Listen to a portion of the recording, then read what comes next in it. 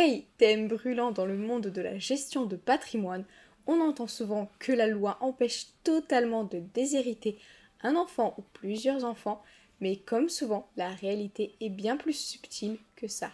On va donc voir ensemble comment tout ça fonctionne et n'aie pas peur, tu vas voir que c'est en réalité très simple. Je rajouterai dans la vidéo, comme annoncé ici sur le nouveau programme de la chaîne, quelques anecdotes un peu croustillantes sur ce thème, car en étant gestionnaire de patrimoine, j'en vois de toutes les couleurs. Tout d'abord, il y a deux notions primordiales à appréhender, la réserve héréditaire et la quotité disponible. Et si tu n'en retiens qu'une, ce n'est pas grave, car justement les deux se compléteront toujours. Donc, pour faire le plus concis possible, la réserve héréditaire, c'est la part minimale d'héritage réservée aux héritiers réservataires, donc ce qui devrait forcément leur être donné, et donc l'opposé, la quotité disponible, la partie de l'héritage librement attribuable par le testateur. Donc la partie où on peut en faire ce que l'on veut, si on le souhaite, on peut même le donner à un enfant spécifique, ou au facteur, ou bien encore à une association, peu importe, on est libre de l'attribuer comme bon nous semble. Comme tu le vois là, il y a des taux qui varient par le nombre d'enfants, et vu qu'on adore faire compliqué en France, la partie de notre patrimoine en pourcentage qu'on devra transmettre et la partie qu'on pourrait donner à qui on veut fluctue donc aussi. Le nombre d'enfants qu'il y a est donc un élément important. Clarifions donc ça. J'ajoute que ceci est le système de base, de nombreuses clauses et mécanismes permettent de modifier tout ça. On voit ici ce qu'il se passe quand les gens n'ont malheureusement pas ou peu préparé, ce qui doit bien représenter 85% des successions. Donc avec un seul enfant, un parent qui viendrait à décéder transmettrait donc 50% à son enfant au minimum et 50% qu'il pourrait donc donner à n'importe qui comme bon lui semble. S'il y a deux enfants, il faudra absolument leur transmettre 2/3 du patrimoine, c'est-à-dire 66%, et s'il y a trois enfants ou plus, alors le taux change encore, on devra forcément transmettre 75% à ses héritiers, et il ne restera qu'un quart qui pourrait être utilisé pour faire un don à ma future association par exemple. Là, de la manière dont on le voit, on pourrait se dire que c'est un système qui est totalement verrouillé. Mais en fait, pas du tout. Car pour que tout cela s'applique, il faut que cela entre dans le périmètre ou dans le champ, si tu préfères, de la réserve héréditaire et de la quotité disponible. Sauf qu'il y a de nombreuses façons pour en sortir. Mais avant de faire les filous pour froisser la réserve héréditaire, voyons déjà ce qui en fait partie. Donc, doit être inclus dans la réserve héréditaire globalement les livrets bancaires, les biens immobiliers, les actions et parts sociales, et dans certains cas les entreprises et fonds de commerce. Oui, c'est bien différent des parts sociales. Tu remarqueras que sur ce visuel, j'ai mis l'assurance vie. Traditionnellement, on dit souvent qu'elle est hors succession et qu'elle n'est pas concernée par tout ça. En réalité, c'est faux. J'ai vu énormément de conflits où des assurances vie avec bénéficiaires hors famille entamaient de fait la réserve, car il y avait une trop grosse somme sur ce contrat, et au final, dire que cela n'est pas compté est limite fallacieux. Mais ça mériterait une vidéo dédiée pour en parler. Mais effectivement, si vous avez dans votre patrimoine que 152 500 € et que vous mettez tout pour un étranger au sens fiscal, il y a de fortes chances que les héritiers ne soient pas contents et qu'il y ait des conflits juridiques. Dans le métier que j'exerce, prendre en compte l'entente des familles est primordial.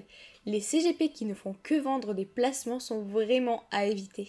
Dans certains cas, avec des patrimoines qui sont pour le moins conséquents, je fais carrément l'arbre généalogique global et la vision globale que cela apporte, ce qui peut faire gagner des centaines de milliers d'euros, voire millions. C'est un peu comme les SCI, énormément de gens qui en possèdent une, voire plusieurs, n'utilisent pas les mécanismes fantastiques que cela permet. Ils l'utilisent presque pour faire joli, à seulement 10% de ce qu'ils pourraient faire avec.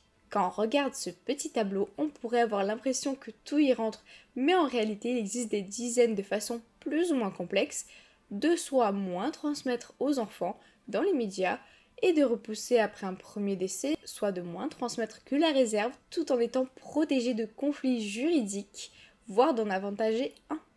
car il existe des mécanismes qui font que cela ne sera pas compté comme des donations déguisées ou de la réserve héréditaire. Après, la question éthique de le faire ou pas se pose, mais cela mériterait une vidéo entière aussi. Là, je ne parle que des possibilités qu'offre le droit français. Pour commencer, le plus simple sont les régimes matrimoniaux, séparatistes ou les contrats de mariage. Oui, je le mets dans des cases séparées car c'est plus flexible qu'on pourrait le croire. Par exemple, petit bonus de valeur ajoutée, généralement dans les contrats, il y a peu de différence fiscale s'il y a le décès d'un époux ou un divorce. Moi, clairement, si je divorce d'une personne ou si je décède en étant mariée avec, il est hors de question qu'il ait la même partie de mon patrimoine.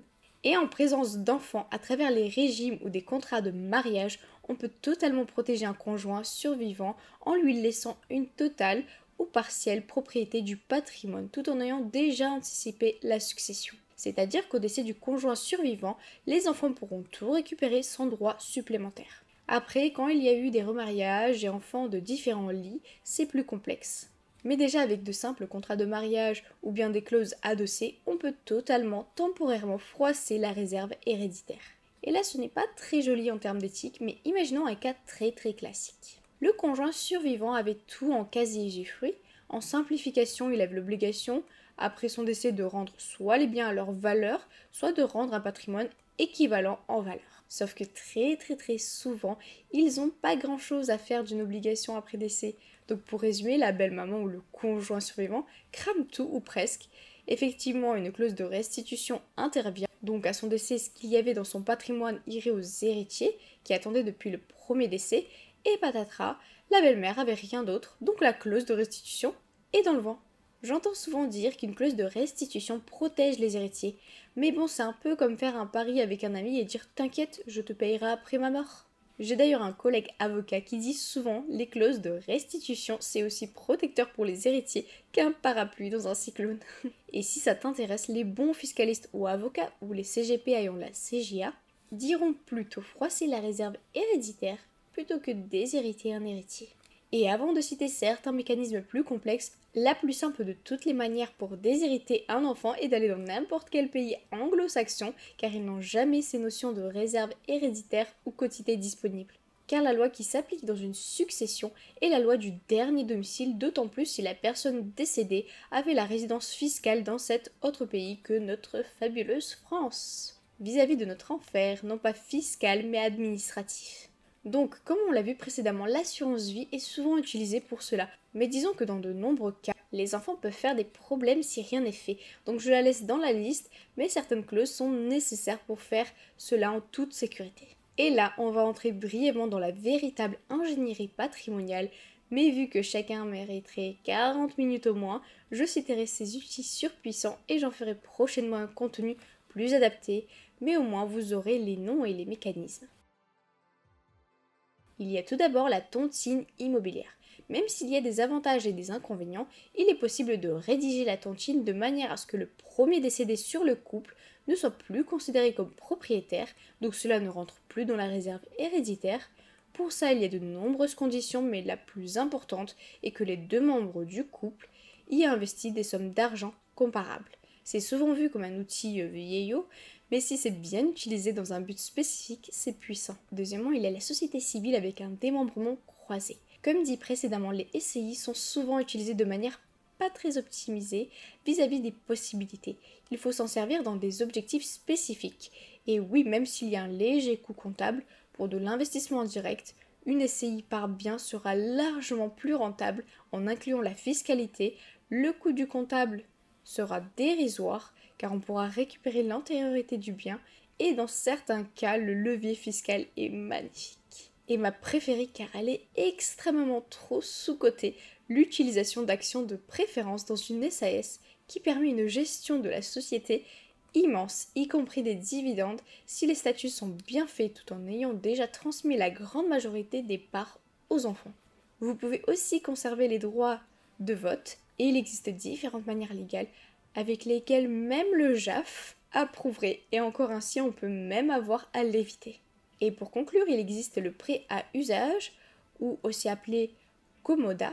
Globalement, il comble un vide juridique mais il peut permettre, si tout est bien rédigé, de faire un prêt gratuit entre époux et si c'est bien fait de temporairement, du coup, jusqu'au décès de froisser cette réserve héréditaire. Car comme dit plus haut, les obligations qui nous affectent après le décès ne sont pas forcément hyper graves tant qu'elles n'ont aucune implication sur les héritiers. Si cet outil est bien manié, il y a un très beau schéma à faire. Donc si je dois trancher entre oui ou non en France, pouvons-nous déshériter nos enfants, je dirais que si on est hypocrite, on dit que non, il n'est pas possible de déshériter, mais si on est réaliste et honnête, nous pouvons faire sortir de la réserve héréditaire de plusieurs manières du patrimoine. Et du coup, techniquement, on n'a pas déshérité, mais le résultat revient concrètement au même. Après, factuellement, les autorités n'aimeraient pas qu'un CGP fasse un guide pour déshériter, mais factuellement, la question m'est très souvent posée. J'ai donc la chance d'avoir des clients hommes ou femmes de tout âge, et c'est là que c'est croustillant. J'ai très souvent des clients qui me disent « je vais divorcer, comment avantager ma maîtresse ?» sur ma femme, ou même des femmes qui me le disent aussi. Le tout est de rester un minimum éthique, même s'il y a des cas où j'ai préféré rompre ma relation avec le client, il y a des cas où c'est entendable. Par exemple, une personne se remarie avec une femme qui a des enfants, ils ont mal géré les documents de mariage, on peut faire en sorte que ce soit les enfants du père qui récupèrent exclusivement le patrimoine du père, ce qui peut être normal, car tu n'imagines pas parfois comme on a des demandes juridiques et fiscales incongrues, certaines sont drôles et d'autres vraiment belles du point de vue des valeurs et humainement. Et très souvent, on doit arbitrer au milieu de tout cela. J'espère que cette introduction t'a plu. Je prends une minute pour te dire que je commence, comme annoncé, la vidéo du programme de la chaîne à saupoudrer un peu de gestion de patrimoine les vidéos, même quand le thème en est éloigné, et pourquoi pas d'un infime grain de juridico-politique. Sur ce, je te dis à très bientôt et n'oublie jamais que la meilleure manière d'investir, c'est de ne jamais cesser d'apprendre.